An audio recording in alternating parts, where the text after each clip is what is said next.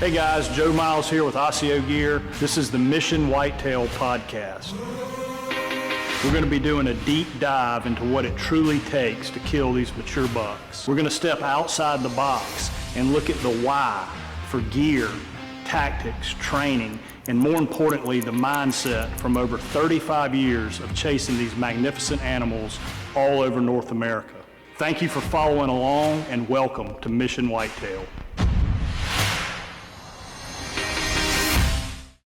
All right, guys, Mission Whitetail, episode 85. Got our good buddy Adam Hayes back in he's not in the studio, he's in his house with a bunch of big deer around him. Welcome back, buddy. How are you? Doing good, man. How are you this morning? I'm good, doing real good. I thought, I hit on the whole leopard hunt on the last podcast and got some good feedback on that. I know it's the Mission Whitetail podcast, and we need to get into some whitetail stuff, and maybe at the end here we can get into what we're up to, getting prepped for whitetail season in the month of June. But, piggybacking off of the leopard hunt, you have been chasing some bears up in Canada, and you and I had a conversation last week about one of them that was just insane. But talk us through. I mean, you have, since I have known you, bear hunting in the spring has been a big part of what you like to do. And actually, you and I have done a bear hunt together, and I shot a big bear with you up on the Cochrane River with those guys, and that was a lot of fun. But walk us through your bear hunting in general, and then kind of what you really like about it, and then what you did this year, because I know you killed one and almost killed that monster. Fire away. Yeah, I don't know what it was about it. If it's, the fact that you can't really do anything else in the spring, turkey season's wrapping up and there's not much else to do. But I mean, those trips, and we went up to the northern Saskatchewan, and that area in northern Saskatchewan and northern Alberta, it's an area where the animals just don't get a lot of pressure whatsoever, and those bears up there still think they're at the top of the food chain, so they have no fear of people whatsoever. So it's completely different bear hunt than most places that you're going to go, where if a bear sees you or smells you, he's gone. Up there you got, you're running bears off, pushing bears off the bait when you get in because they don't want to leave. You've constantly got bears, either trying to climb your tree, constantly messing with you because they're so curious, and they get so dominant around these baits that, I mean, people might think when they watch the footage that they're almost tame because they're everywhere and they won't leave. But I mean, it really creates a scenario where it puts you really close to some dangerous animals, so there's a bit of a, fear factor deal with it that's exciting. And when you combine those hunts with the fishing in that area, which is world class, I mean, when you can, fish for walleye and pike all day and then go sit in a bear stand in the evening, it's hard. That's a hard trip to beat, no matter what you do. But I think the thing that really got me, and I've been doing this for 30 years up there, is that these really big, mature bears up there that could be anywhere from, 15 to 20 years old, they've been around a long time. They really get smart, and they're very difficult to kill.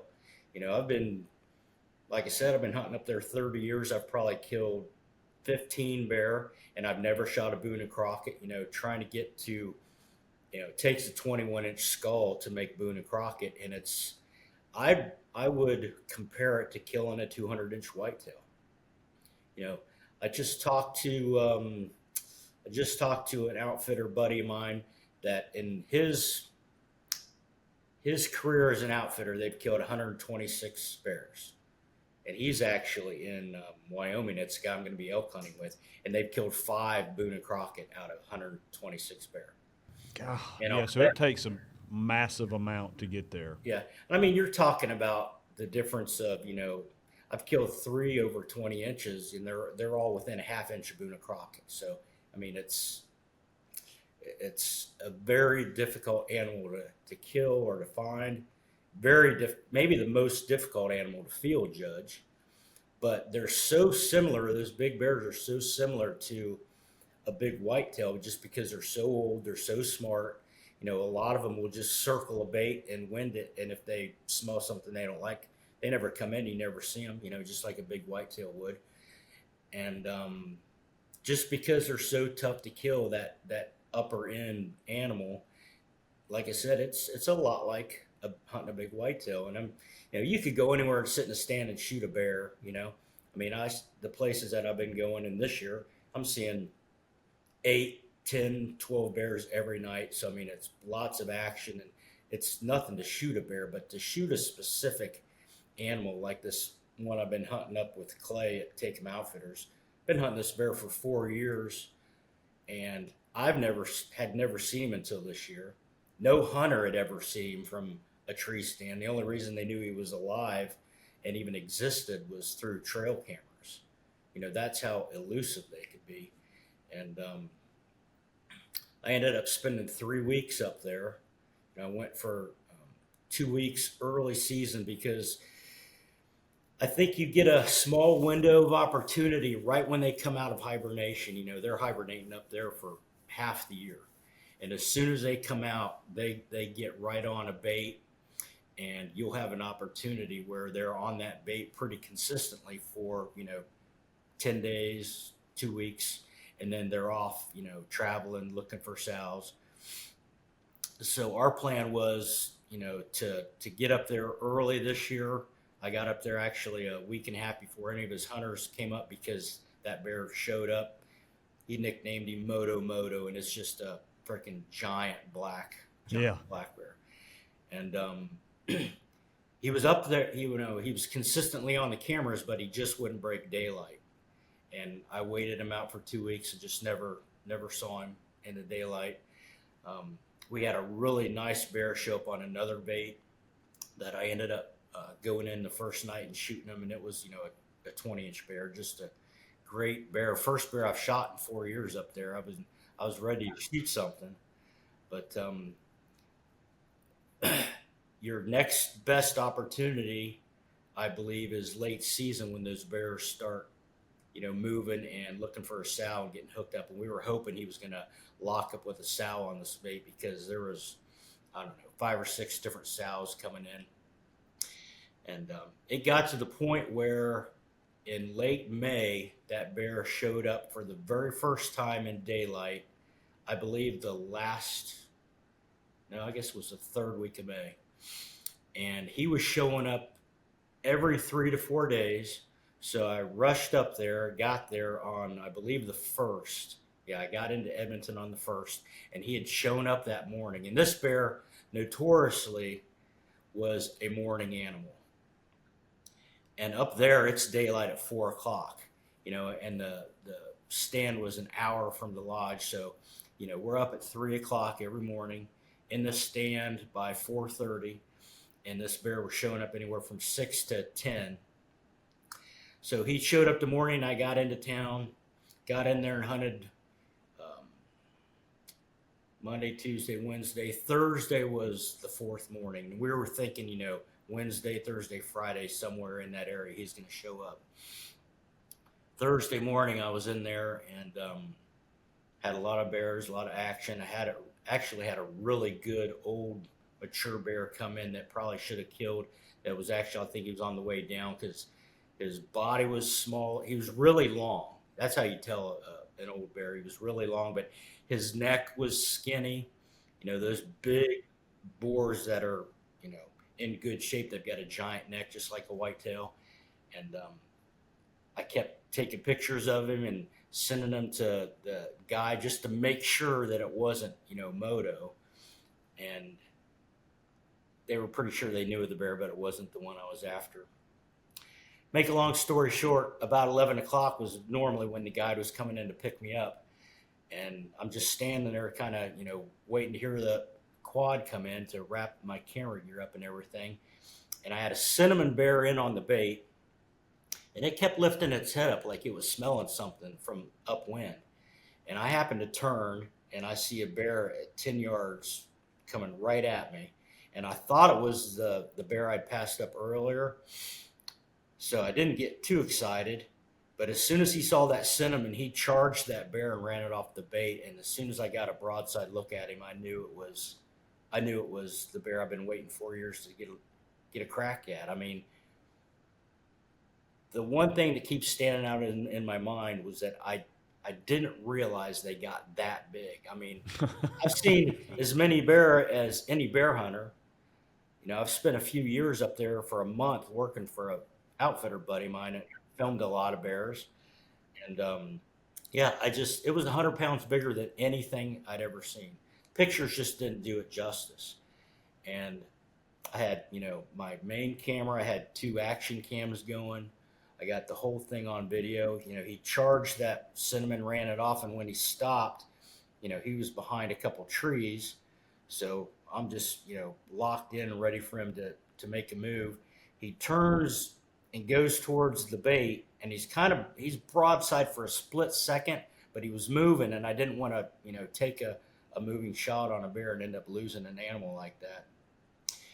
You know, he put his head down as he was walking, sniffed the bait, and just walked straight away from me and out of my life, and just never gave me a shot. I know in the rut, you know, they're not really focused on food a whole lot, you know, like a big buck is in November. They got their nose to the ground. They're looking for a girlfriend. And that's basically what he did. And I mean, I could have rushed a shot, but hindsight's always 20/20. You know? Oh yeah. Right. I mean, you're absolutely thinking he's walking to the bait. He's going to stop any second. Yeah, you think you're going to get an opportunity, and typically he would come into the bait, and then you'd see him on the camera about an hour later. Like he'd make a little loop and come back. And I did see him about an hour and a half later. He was about, I don't know, 80 to 100 yards out, moving through some trees. I had 2 bear on the bait, and I think he might have lifted his head up and smelled them because he was directly downwind of them then, and just never came in. But I mean, completely caught me off guard. You know, we were so concerned about the scent on this animal, and he came walking in with the wind at his back, you know, not a care in the world. I mean, if you think about a 20-year-old, 500-pound, I'm sure this bear was 500-pound animal. He's got nobody that he's worried about in the woods. And just like a giant buck in November, you know, he just came strolling through looking for a girlfriend, not worried about any competition. And I don't know. It's a heartbreaker, you know, because I've been trying to get a crack at that animal for 4 years, and I finally get my opportunity, and I just never even really got a shot. So, well, I think that, you know, that's a good point. Is, you know, I was in Zimbabwe hunting a leopard. That's obviously different than whitetail. That's different than bear. But it was a particular animal that we were going after, a big, old, mature leopard. You're in Canada hunting basically a ghost. A lot of the deer that we chase are ghost or, you know, just the old, more mature type animals. And that can be the point, right? Is that really is what makes you do all the things right and really toe the line. And what I get passionate about is hunting a particular animal and doing everything I can do to get that one animal. And it doesn't, you know, I was talking with the guy over in Africa, and he was like, do you want to, you know, come do an elephant hunt? Do you want to, you know, shoot a sable or something like that? And I'm like, dude, if there's a particular animal that's a really hard challenge that we can go after, I'm in. You know, I would love to do that regardless of what it is. I want to do it. Now, obviously, the beauty of the bear hunting and the beauty of Africa is you know, that's a spring hunt for the bear, and then it's an all summer type season in Africa. So you can kind of parlay that with the whitetail, and then as soon as August, September, October rolls around, we shift gears, and then it's all focused whitetail. But I feel like, I don't want to put words in your mouth, but I feel like you look at it the same way, is that It's all about hunting that one animal. Yeah, yeah, it really is. I mean, that's for me anymore. Whether it's bear hunting or deer hunting, that's what it's all about. And it just that's what gets me up and gets me going. And with this bear, I mean, I'm not going to say this was a fun hunt. And a lot of times, like you said, you've got to do things that you normally wouldn't do, to kill these animals. I'm going to bed at 6 o'clock in the evening when everybody's up in the lodge having fun, or in a stand, hunting evenings. I've never hunted mornings for bear before, but that's what I had to do. And getting up at 3 o'clock, which I'm not a morning guy, so that wasn't easy for me. But I mean, that's what I had to do. You get locked in on an animal. There's no jumping around, stands and hoping for a big animal to show up somewhere. I mean, when you are in that mindset that that's the one you're after, there's certain things that you got to do. And I mean, like when he came through, and I called Clay on the phone and I'm talking to him and he's like, he's in the area and chances are he's not going to come back. But what happens if he does come back tonight and you're sitting in the lodge? And I know. And, I've been leaving the stand at 11, so I was taking enough food and water to get me to 11. So I had basically nothing to eat or drink from 11 until 10:30 that night. So I had sat there in that tree just on the hopes, that he might show back up. We knew he probably wasn't going to. Hardly ever shows up in the evening. But I mean, it's what you got to do. You make the commitment, and I, sat in that stand for 17 hours, and the killer was, all I had to do was sit there and think about what had just happened and blowing that opportunity or not getting that opportunity. And, it wasn't like I could sit there on my phone and keep my mind off of it because by noon my battery was about dead. And it is what it is. But yeah, when you make a commitment for an animal like that, whether it's a bear or deer or whatever, leopard, I know you put in a lot of time, dude. For that, yeah, I mean, he told me, he said, "Are you sure you want to do this? Are you sure you can commit to this?" He goes, "Most of our leopard safaris are 14 days. This is going in order to kill this cat, we need 21 days minimum, with the possibility of adding another 7-8 days to the hunt, and it is going to require us basically." Day 2, after all the baits are hung, we are going to be in a blind from 4:30 in the afternoon to 7:30 in the morning every single day. That is sleeping on earth. We had a little mattress in there every single night, and that's what it's going to take. Are you willing to do that? And I said, yeah, let's send it. And we did it. And does that mean I'm some big macho man? No, but I was committed to doing that, and I would, if I hadn't killed him and I had the time, would I still be there hunting him? Yeah, I would, because I really, really, really wanted to get him, and it worked out. It didn't take 28 days; it took 19, but it still was the commitment, and I had made it up in my mind that I was going to do everything that I could possibly do. I was not going to leave anything to chance, and going to stay in the game from when I got there until when I had to leave. And that's a lot of time. And sometimes it doesn't work out. I mean, here's a prime example, with your bear hunt. 4 years and you had a crack and the animal didn't give you a good ethical shot. You didn't take the shot thinking he's going to walk into the bait. He turns and he walks straight away, and he'll be back there next year, and I'll bet dollars to donuts that Mr. Adam Hayes is going to be right back in there, for another 3 weeks chasing that bear next year.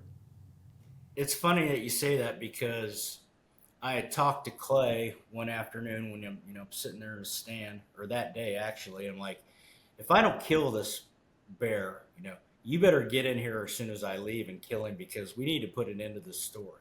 4 years is enough.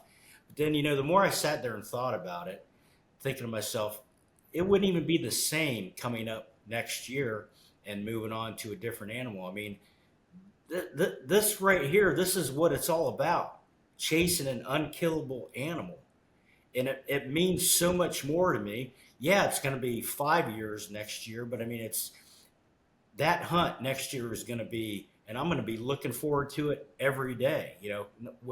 Waiting to be able to get back up there and chase that animal. And I mean, it's so different. It means so much more. And it's been a lot of years, a lot of hours in the stand, and a lot of frustration. But I mean, I sat there and thought about going back up there and chasing a different animal. If Clay went in there and shot him, like, it just wouldn't mean as much to me. It means so much more. And I think a really valuable lesson that I learned, and it definitely will overlap with deer, is that when you put all that time and effort into it, scouting, find that perfect spot. Sometimes I think you can be your own worst enemy and overthink things and think you got to change something up. You got to try a new tactic. Sometimes it's really just all about sitting there and putting the time in and hunting and waiting for it to happen, because if it happened all the time, it wouldn't mean as much and everybody would have success on giant animals. I mean, that's what it's really all about. You trust yourself, trust the work and the scouting that you put into it. And sometimes it's just a matter of putting in your time and waiting them out, waiting for it to happen. Yeah, and making the right moves, right? You made all the right moves. You did all the right thing. You made the commitment. You spent the time, and it didn't work out, and that's okay. Sometimes it doesn't work out, and on those type animals, man, your success rate can be less than 10%. That's certainly not uncommon. I mean, there was another guy that was hunting in the area that we were in, the same quote unquote concession. It's a bunch of private ranches, cattle ranches in that part of Zimbabwe, but 3 or 4, they're huge, 3 or 4 ranches away from us, and he was there for 14 days hunting basically in the same area as us, and he never got a big male to even feed. I mean, they saw a lot of tracks, but they could not get one to come to bait, and he hunted 14 days, and it didn't happen. Whereas we had set up the 21 days with the potential to extend, and my guy had gotten in there early and done a little bit of pre-baiting. He had already had 4 baits up when we got there, and then we just added to that. But again, the guy I was hunting with was super motivated to kill the cat. I was super motivated to kill the cat, just like Clay was super motivated for you to get that bear, and you were too. And you were going to do everything you possibly could in your allotted amount of time to do it. Like not sleeping in and missing a morning hunt, going to bed, like you said, at 6 o'clock, and doing everything that you had to do. And then that last day, sitting until, with no food, no water, no nothing, until basically midnight. Yeah.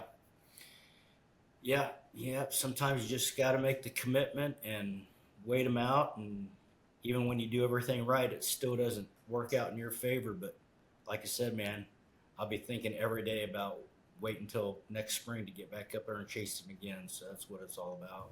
Yeah, for sure. Well, let's switch gears back over to whitetail. Let's see.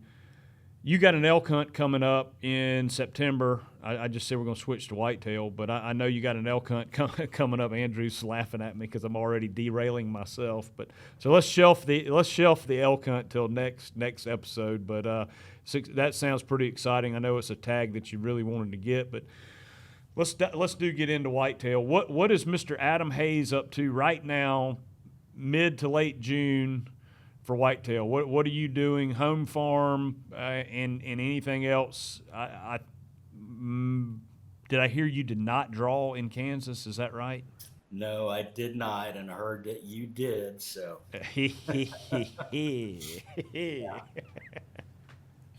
Yep. I guess I just leave my stands in Kansas for you, huh? Thank you. I appreciate that. Yeah. That will be interesting to see what that deer turns out to be this year, because, I mean, if it would not surprise me if he's like a cow horn, like legit just has 2 big thick beams. That would not surprise me. Could be, but man, you never know what's going to show up in that area. There's been other big deer there, and yeah, anything could happen. Anything can happen in Kansas at any time. You know that as well as I do.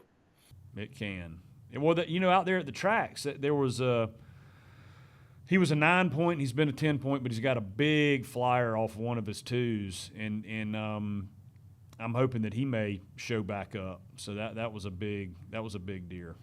you're probably going to slide in there and kill that giant 8 and be the cleanup batter just like you were at the tracks.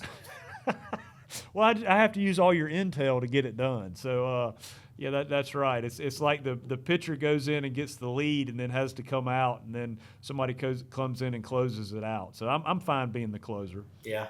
Oh, I'm sure you are. Yeah, I got no Yeah. problem with that. So I'm not hunting Kansas. I think that I might be able to make up for it in Texas, though, because I got invited back. Tarif invited me back to Texas. So Awesome. go back down there instead of Kansas this year. But I'm going to be focusing on home, on Texas. I got a really big deer in Illinois that I'm going to be hunting again. But as far as home goes, I mean, I just finished a couple of my food plots here just this last week because we've had a ton of rain on and off. And I was kind of waiting until early to mid-June to put my last soybeans in because I really like to make sure those beans are still green early season.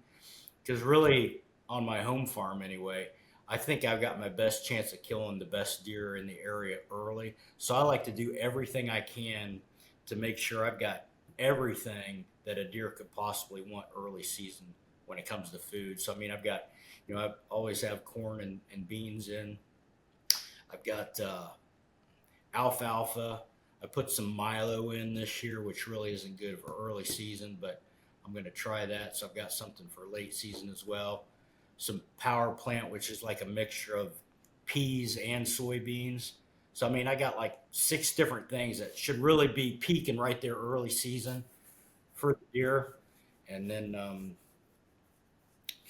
just kind of got, like I said, got that stuff wrapped up here at home. I've been running some cameras. Bucks are actually starting to hit. I've got a big community mock scrape on the property that bucks will normally hit almost year round, and that's really starting to pick up a little bit. I've been seeing a lot of deer. Haven't seen anything that really, shocked me yet. We had lost the 3 biggest bucks in the area last year. Logan and I killed 2 really big ones, and then the 200 that I was after. I want to dive into that for just a second because this is one of the funniest stories. I don't think we've mentioned this. Huh? It's hilarious. So funny. I don't know if we've mentioned this on a podcast. I may have, but I'm going to revisit it because it is so funny to me. It is not nearly as funny to you. But you and I are at the Columbus, Ohio Big Buck-a-rama or whatever it's called, their show up there, and we're sitting in the booth talking, and you're getting bored, so you go wander off, and I see you come shuffling back around the corner. And you look like you've just been hit right between the eyes with a sledgehammer. And guys, you're going to have to excuse my language here, but I said, man, what is wrong with you? And you said, you're not going to believe this shit. And I was like, what? And you said, follow me. So I don't know what's going on. I don't know if there's like a competitor with the Moon Guide or if there's like a new camouflage company or what. I don't know what's going on, but you've got 100% of my attention. And we go walking off, and I follow you around the corner. And as we're getting closer and closer, I'm looking at one of these bucks that's hanging up on the big buck wall. They've got all the deer. Everybody's bought their deer in to brag. And as we're getting closer and closer, I start seeing a crowfoot and some drop tines, and I'm like, oh boy. And you looked at me and you looked at the deer, and there hangs the buck that you hunted all year. Yep. Yeah. I had a sneaky suspicion that I was going to see him at the show, just because I've watched the deer grow up, and live in my area for 6 years. And I mean, I've never been on a deer every day, just that close for the first 5 or 6 weeks of season. I mean, there was a couple nights where I saw the deer coming across the field, as I'm tearing my camera shit down, and knew I had to get out of there because otherwise I'm going to be in the tree for 2 hours, I'm going to get out of there. And, other nights where I'd leave and within 10 minutes he was in front of my stand. And just, yeah, it was a deer I knew very well. Picked his sheds up 2 years ago. He was in the 180s. I had a hard time finding him in the summer, but I finally ended up finding him with the drone. He was tucked in this little spot. You couldn't see it from anywhere unless you were right there, he was staying away from being able to be seen by the road or basically anything. He just found this little spot tucked back in the back corner of a bean field and found him with the drone. Set up, got permission to be right on the edge of the field. Filmed this buck twice. Yep. 2 times from less than 20 yards. I mean, I wasn't trying to be that close, but it just ended up him popping out in front of me. And man, that deer just would not move in daylight. I mean, he had to, I couldn't get any closer than 500 to 600 yards from where he was bedding. I mean, just couldn't do it. Couldn't get permission, couldn't get there. And, he had to cross this big open bean field to get to me, and he just would not do it before dark. And my last couple pictures of him, he was basically in my backyard, with a doe. He hooked up with that first doe. Last couple of days of the month, maybe the first couple of days of November, and then gone. And I figured, the rut, was, if I didn't get him, he was going to get killed during the rut when he started traveling. And yep, some lucky crossbow hunter ended up shooting him in November. I think we even looked him up. Deer I saw hanging at the big buck expo. God, that's terrible. Yeah. So, oh man, say, yeah, that deer's gone. Logan and I killed 2, great 170 class bucks. So I did have a couple 5-year-old deer that made it last year. One of them though had a injury. One of his front hoofs was really swole up, and he was limping a little bit. I don't know what he did, but I figured that might affect his antler growth. But I don't think I've seen him. And then other really good deer, he had something wrong with the hip. I don't know if he got hit by a car or what, but he was hobbling around late season too. So who knows what they're going to look like this year. Got a lot of deer, but just have not seen anything that really grabbed my attention yet. But we'll see. It's still pretty early. Yeah, I'm gonna go down and piddle around in the swamp a little bit. I've got like 2 cameras out in Kansas that are going, but about to get serious about it. And let's see, I was gonna. Oh, or have you done anything in Illinois yet? Have you gone out there? Or? I haven't. I was going to earlier, but my landowner buddy has had some health issues, and keeping my fingers crossed for him and saying some prayers that all works out. But he's having surgery next week, so I've kind of laid off that, given their family their room and space to do what they need to do. But I am planning on going out there probably July, maybe early August, maybe about the time where we might want to do a little fall food plot. I mean, I know where I need to be. I got stands pre-hung. There's really not a whole lot. I wanted to get out there to shed hunt, but I just couldn't make it work with what they got going on. So I'll be out there here sometime this summer to do a little scouting, do some little tweaks. I got one little spot I might want to put a fall plot in, and then just going to be doing some, long range observation, trying to get a look at him. But he's been on this farm for, I think this is going to be the 7th year. And 1 year he got pushed out by the dominant buck in the area, but that deer got killed last year. So he should have the run of the farm this year, and hoping he's going to be camped out right there, ruling the roost, and we can go in and, like Andre says, surgically remove him from the face of the earth. Yes, surgically remove them. That's right.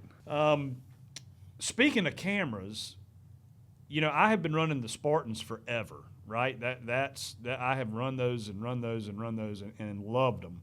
Still like them, and that's what I've got the bulk of. But met the guys at Wise Eye. And have no affiliate. I want to get into the Tacticam here in a second, because those are the ones you guys run, right, at Team 200, the Tacticams? Yeah. But I got several of those Wise Eye. Have you heard of those, the Wise Eye cameras? Yep, never used. I shipped them up to my guy in Alberta because I'm going to hunt Alberta early for about 10 days and try and get on an early season canola alfalfa buck up there. And I shipped him up quite a few cameras from Wise Eye, and he's got them all set up and has been sending me pictures and gave me the login information. I haven't done it, and he's got a couple really nice looking. You know, they're not a super ton of growth, but those, he says, man, these are the best cameras I've run. And he doesn't have a ton of experience with the cellular cameras because normally the bears up there rip the antennas off of those, as you well know, off of those. But he doesn't. He's not running them on bait because you can't bait in Alberta. Mm-hmm. So he's running them, you know, just on like trails coming out to the alfalfa and stuff. So not as many bears, but he hasn't run a ton of cameras. Cellular cameras, for the fact that the bears rip the antennas off. They're just curious, and if they come by, they destroy them. But tell me, I have seen a huge buzz on social media about and it's probably because we just released our new camo pattern, so I've been really fixated on social media for the last week and a half. But Tacticam released a new camera. And from my understanding, and I want you to educate me on it a little bit, it's kind of going after the more higher end market. It's a little bit more expensive camera. It's got like a go live feature, maybe a GPS type thing. Tell me whatever you know about it, or if you know kind of what the bells and whistles are. Yeah, I got one of them early on, and yeah, they made some pretty cool advances with these cameras. It's the Reveal Ultra is what it is. And so on this camera, it does have a GPS feature in it, even if the battery's dead. So if somebody steals your camera and takes the batteries out, it's got an internal deal that you can locate the camera. You can choose between the IR and the no glow features. So you can go back and forth with that. The live view, though, is really cool. So you can actually, it used to be if you got a picture of something and you wanted to download a video of that, for that specific picture, you could do it. But now it's got live feed. So you go to your camera and turn on live feed, and it turns on, and you can see exactly what's going on right now, real time on that camera. Can you record then, too?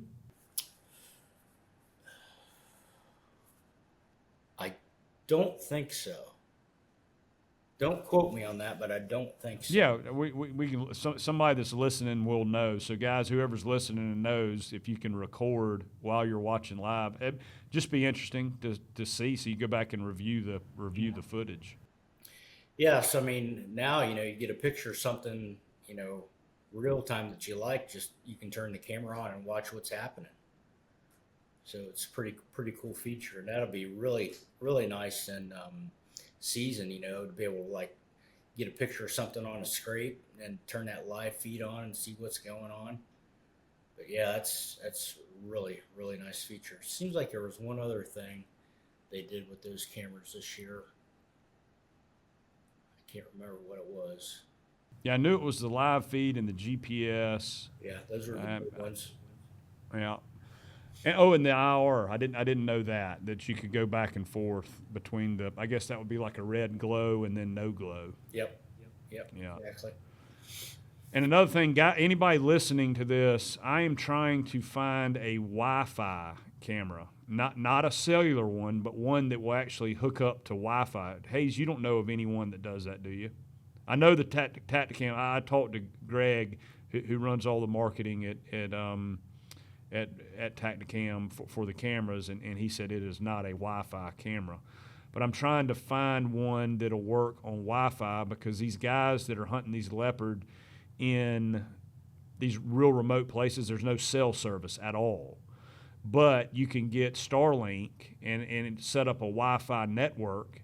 So if you had a camera that would work through Wi-Fi, you could be 300 or 400 yards away, and if you got a picture, like through a Tacticam or a Spartan or a WiseEye that worked on Wi-Fi, it would be like getting a notification, and that way, you could even be back in camp, and you would kind of know when that cat was feeding, and it would help out a tremendous amount on checking baits, because you're having to drive hours and hours and hours to different baits, and if you had a big Starlink thing or a couple Starlinks throughout the concession, you could hook them up to Wi-Fi, and so I think that would be pretty neat.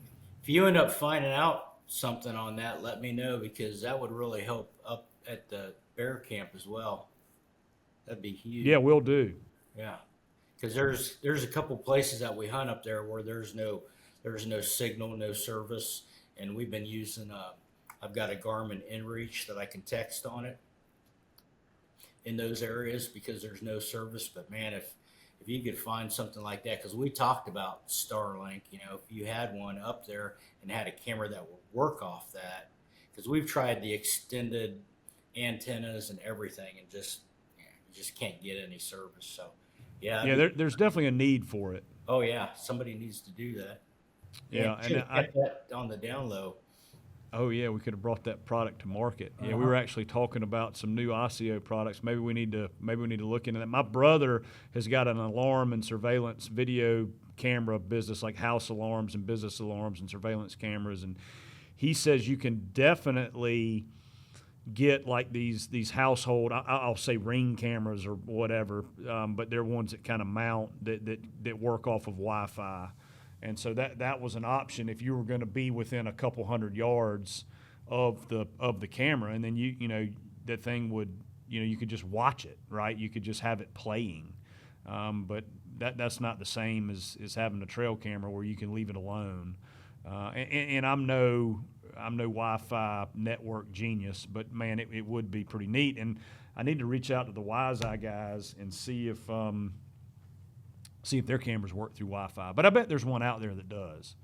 I bet there's either a surveillance camera or a hunting trail camera that works off Wi-Fi. I bet there is. Yeah. So what's the thing about the WiseEyes that you like so much? So far, now I have not personally run one yet. The guy has sent me pictures from Canada, and I need to log in. He gave me the login information so I can log in online and look at the cameras that he has out. The picture clarity was really good, and he says the how fast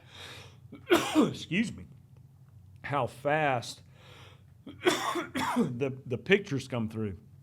God, I sound like Hillary Clinton trying to avoid a question. Yep, Andrew, you can bleep that one out too. Although I feel like most of our listeners aren't going to give two diddly dangs about that. But how quick the camera transmits the pictures, the clarity of the pictures, and he says he's been in some pretty remote areas, and they work off any cell tower. So whether it's a local Canada cell tower or Verizon or whatever it may be, it'll pick up any of them. And he said he's been in some pretty remote places and has been able to get the pictures to transmit. So that's all the feedback I've gotten. I want to get a couple of them and run them myself and see. But I'm so invested in the Spartans and have had luck with those. But the WiseEyes are pretty neat. And heck, I wouldn't mind throwing a couple of the new Tacticams around too and giving those a shot. That's a great feature on Reveal that they came out with last year, was that you no longer have to pick AT&T or Verizon. The camera just grabs the best signal in the area, and that's what it uses. So, yeah. Well, it's getting to be that year. I like to have all my early season cameras here in South Carolina, and if I'm going to be hunting Kentucky or up in Alberta, I like to have everything out right after the 4th of July at the latest, and so you can kind of start picking up some patterns and seeing what you got. And I need to do that, especially for this deer here in the swamp, man. That monster swamp buck. Oh, I hope he's still alive. One of the brothers that is the owner, one of the owners of the property, came by the office yesterday or day before, and he said, you're not going to recognize the area you were hunting him. They have gone in and cut all that timber out. So it'll be – I've got a spot. I think actually Andrew and I and maybe Wells will go down next week and film it as kind of a rut funnel / early season funnel that I know it's near one of the brand new cutovers, and it's near – that fenced-in duck pond that creates a little bit of a pinch. And even I'm thinking with a lot of this timber getting cut out, it's even going to force him down more. So if he's still alive, I should be able to get a picture of him pretty quick, but you never know. I'm knocking on wood here. Yeah. You never know. Yep. I'll tell you what, another great reason to get those cameras out right now. It never fails, man. You wait till the last minute to get your cameras out, and there's always that 1 or 2 cameras that aren't working quite right, that something's wrong with them, whether it's holding moisture or whatever. I always like to get my cameras out this time of the year in all my spots, because right now you can figure out which of those cameras has got an issue, get it fixed, get it replaced, whatever, and get it going. But yeah, it's not the sort of thing that you want to happen when you travel to Kentucky and put cameras out, and it's always that one spot, man, that the spot you're really banking on, that's where that camera is that's not working right. Yeah, that is a very, very good point. Yeah. That is a good point and a good tip. Get the cameras out, get them tested in real world settings, and get some early season pictures, and you can fix the ones that need fixing and replace the ones that need replacing. That's a very good point. I mean, I'll even just put them all up in my workbench in my garage and turn them on and know, if one of them's not working quite right. You don't necessarily have to get them in the woods, but you definitely want to get that figured out before you make a long trip and stick it in a crucial spot, and don't find out that until you get home that camera's not working right. Yeah, Murphy is a product of getting you all the time, especially with hunting. Yeah, Murphy's got my number too. Well, if you do it long enough, he's going to get it, right? Yeah, the pendulum will swing back the other way at some point. Mm-hmm.